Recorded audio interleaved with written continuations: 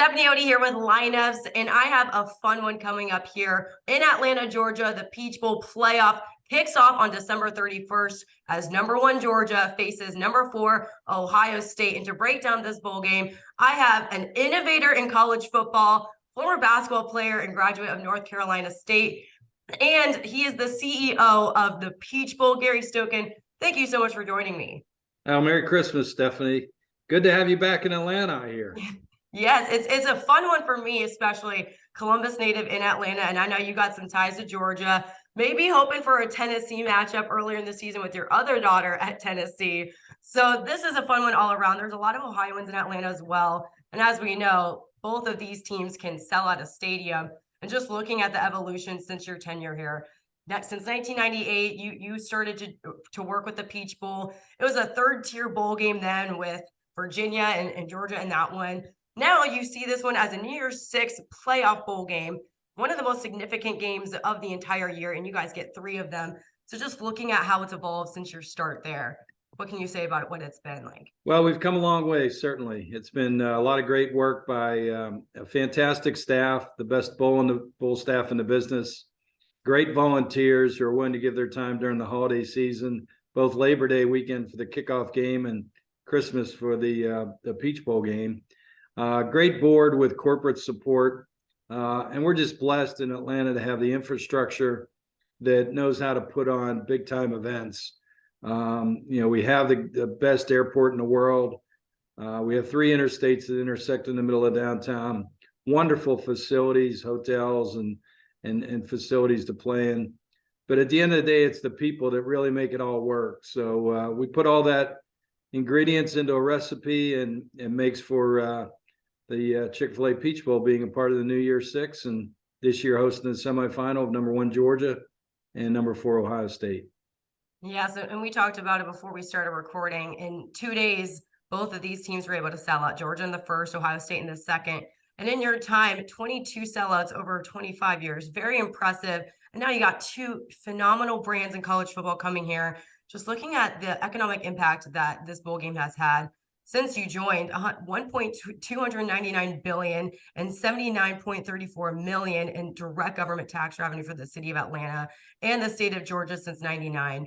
It's just very impressive what this does to the local economy. So just looking at what this can do as it grows year after year and coming in here, this might be the biggest sellout of them all. Well, it's interesting. Atlanta is the 4th largest convention town in the United States behind Chicago, Orlando, and Las Vegas. Not necessarily in that order, but being 4th, to have 4 college football games this year, the SEC Championship, our 2 Chick-fil-A kickoff games, and the Chick-fil-A Peach Bowl, before the top 6 conventions in the 4th largest convention town. That goes to show how big and how important that college football is to Atlanta. This year, our 3 games will have approximately $80 to $100 million of economic impact. And coming out of COVID, it's so very, very important for our tourism and hospitality industry. So, it's a big factor in the economy, and we're humbly proud to be a part of it. Yeah, and as it evolves, we're looking towards a 12-game playoff coming up, even more of an impact that the Peach Bowl will have. And they're going to be hosting the national championship January 2025. Just looking at this playoff, what projection do you see in the Peach Bowls and how it'll grow with this 12-game impact? You could have more fan bases coming in. This is the first year Ohio State over 50 years to come to the Peach Bowl. You could see more fan bases in a 12-game playoff and as one of the New Year's Six and one of those significant bowl games. How do you see this playing out? Well, the great thing for Atlanta, and starting in 2024, when the CFP playoffs will expand to 12, we'll start this season with Georgia versus Clemson, which will be a blockbuster top 5 matchup in the country. And then we'll end the season with our Chick-fil-A Peach Bowl, which will be a quarterfinal that year, hosting either number 1, 2, 3, or 4 against another ranked opponent. And then we'll end that season with hosting the national championship game here in Atlanta, the only city to host it twice in the 12-year contract of the CFP. And then in 25, we'll come back and we'll host 2 Chick-fil-A kickoff games with the Tennessee, Syracuse, and South Carolina, Virginia Tech games. and end the season with the CFP national semifinal, Chick-fil-A Peach Bowl. So over the next couple of years, it's going to be unbelievable games coming to Atlanta, and that's one of the reasons why a lot of the media call us the capital of college football. Yes, I can definitely agree. Now that I'm living in Atlanta, it's really a melting pot of all the conferences even. I see representation from many different universities. Each university has their spot to watch games as well. And I love where Mercedes-Benz is located with everything around it that you can. Well, our interstates, 285 and 85 and 75 on a Saturday or a Friday night look like a NASCAR race with all the flags of all the various teams of ACC, SEC, Big Ten. Yep. Teams all driving around the interstates going to their respective games. So, yeah, we're very, very blessed in this city. I know Ohio State has a huge contingent of Ohio State grads in Atlanta and in the Southeast. So, and I know a ton of them are going to drive down I-75. So we're going to have a lot of Ohio here in Atlanta over New Year's Eve. In my time covering Ohio State, I can assure you they travel well. And in fact, the Fiesta Bowl is usually their bowl game. They like to play in that one. They've had great history there. The last time we were there, not so much. Maybe we can get on a good start with the Peach Bowl here. So it might end up well that they were seeded for this bowl game, because the last time they were a 4 seed, they won it all. They went through an SEC opponent, third string quarterback, to go on to the national championship and beat Oregon. Just looking at this matchup alone, I know you're excited to see a top defense against a top offense.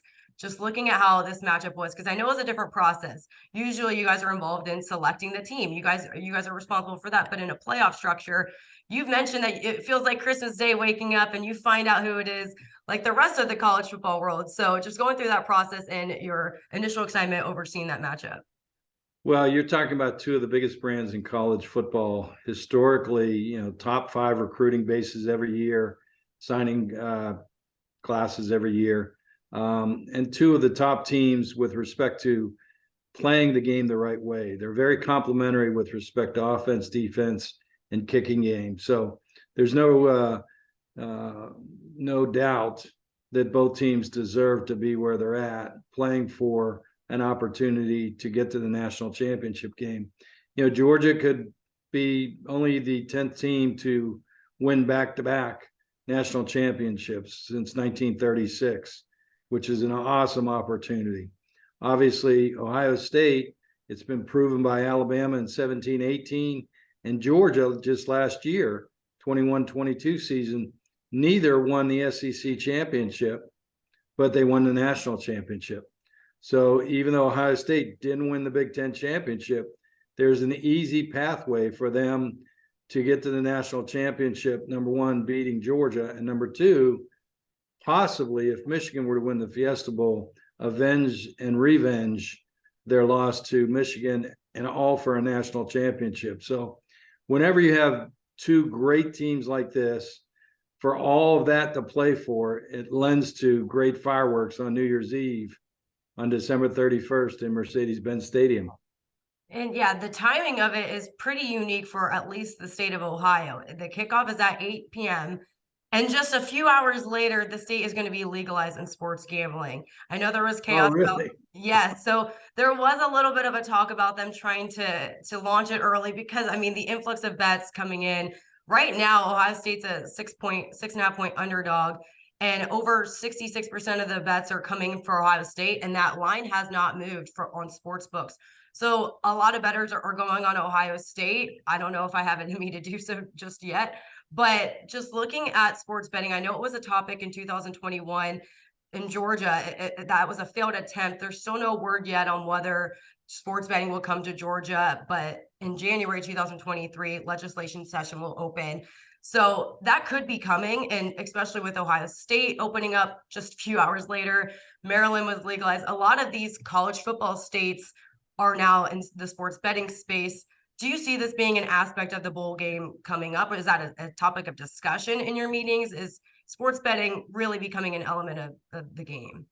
Yeah, the CEOs of the New Year's Six, we talk every other week on a Zoom call. And one of the things that most recently came up was the Fiesta Bowl in Phoenix has legalized gambling. And Fiesta Bowl actually has a sponsor. I think it's with Caesars. of their bowl game. So it's something that remains to be seen whether it will pass in a legislative session in January. I know the pro teams are pushing pretty hard for it. So we'll see what happens and how it could impact us into the future. Yeah, and especially from a conference standpoint, when we get into this 12-game playoff, you'll see more conferences coming in, just like, more Big Ten opponents. Usually I know Peach Bowl's ACC and SEC, but the Big Ten has a stance on no gambling, but that could be evolving as, more states are. Michigan is, Pennsylvania is, Indiana, Ohio soon. So yeah, all of this looks like it's come to be, and interesting to see what the impact will be. Another thing that's come about is name, image, and likeness, and NIL is an evolving element of the game. And I know the Peach Bowl usually just leaves that to the teams, the individual players, the marketing agents. But do you see this also being a factor in your preparations? I think one of the things we need to be concerned about is that there's unintended consequences to NIL and these collectives. And being we're a collegiate enterprise, I think we need to get our arms around both of those, including the transfer portal. So we have a lot of big issues going on in college football. Obviously, the student athlete should benefit, and they're benefiting now with whether it's Pell Grants or Alston Case money and a full scholarship. So I think from my perspective, I think the collectives, the alumni and donors, those people should be there, and that money should be there for kids that get their degree.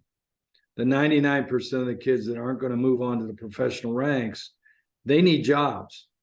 And so if they get their degree, which is what they go to college for, most of the players, student athletes, then we should be there to support them with a job. And that 1% that's going to go on to the pros, certainly, they have a different calling, so to speak. But I think that's something we need to really focus and strike a balance on, of getting the kids that aren't going to go pro, that are getting their degree, A, get them their degree, and B, help them with a job to get into society in a meaningful manner. I know you've spoken about that from your personal experience playing basketball at NC State, the connections you made, the education you got, how it really, really helps individuals. And I know many universities try to help with the alumni, helping them get jobs, especially in markets where their name becomes a big aspect of it, name, image, likeness. And many times those years are the years that they can profit off of their playing days, because like you said, 1% get to go into the league. But you also talked about how you're a man of faith. You're very humble about what your impact has done to college football and really giving back to the community. I know that the Peach Bowl, since your time, has given back up to $60 million in communities and donations, creating scholarships. Can you just touch on how the significance of the Peach Bowl, that's such a big aspect of it? And really, I don't think it gets talked about enough, really how much this bowl game does for the community.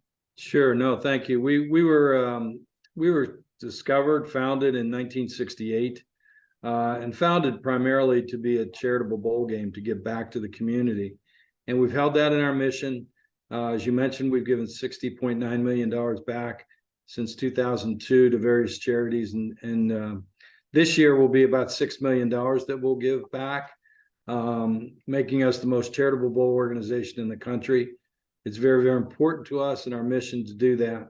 We want to use college football to have a meaningful and significant impact on the communities that we have playing in, whether it's our golf challenge or our kickoff game or our bowl game. So it's something that very, very important. And our two pillars are mainly children and education.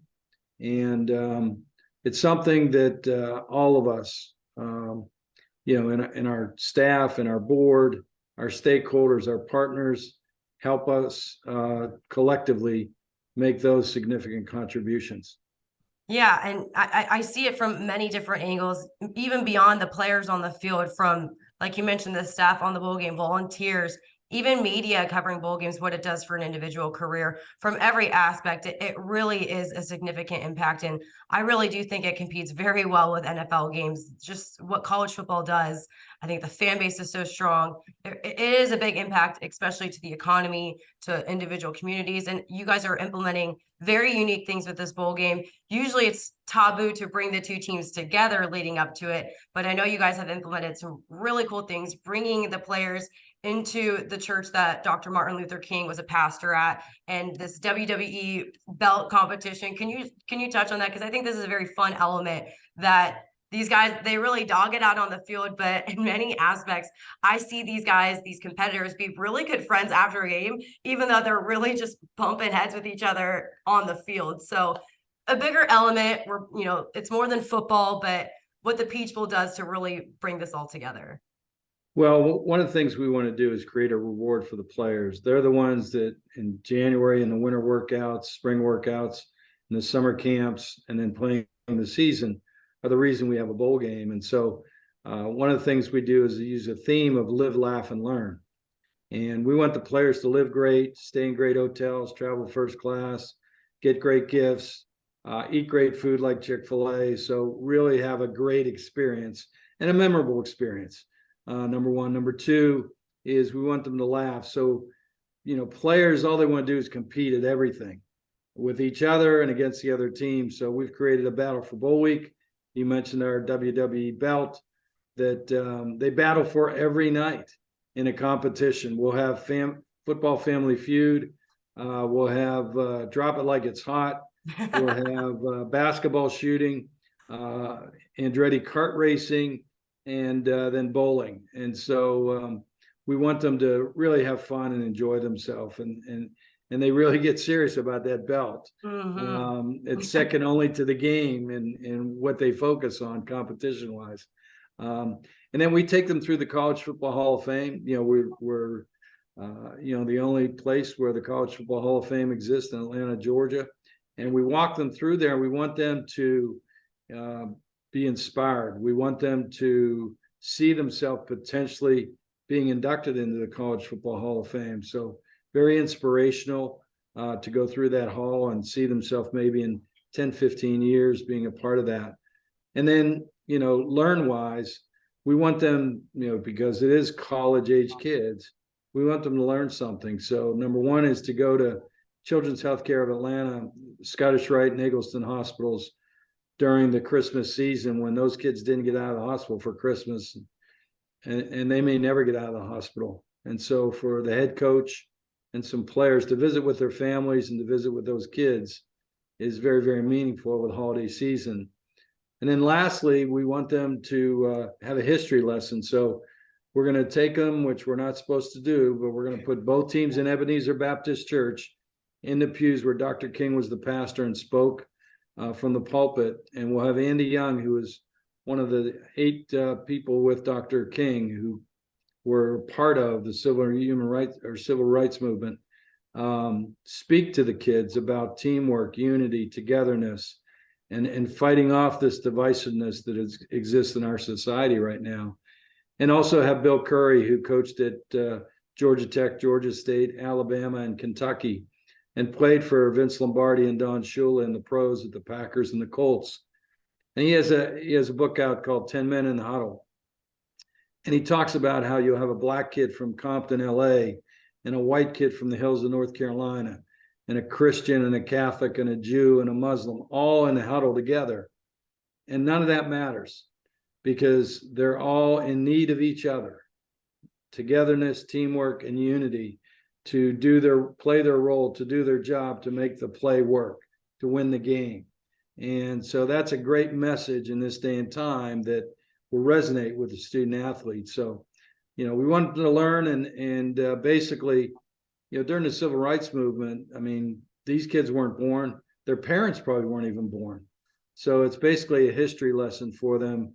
And we've had Congressman Lewis speak about, how he led, the march across the Selma Bridge, and how C.T. Vivian talked about, he told his wife, honey, I'm not going to come home tonight. And she said, why are you staying at the hotel?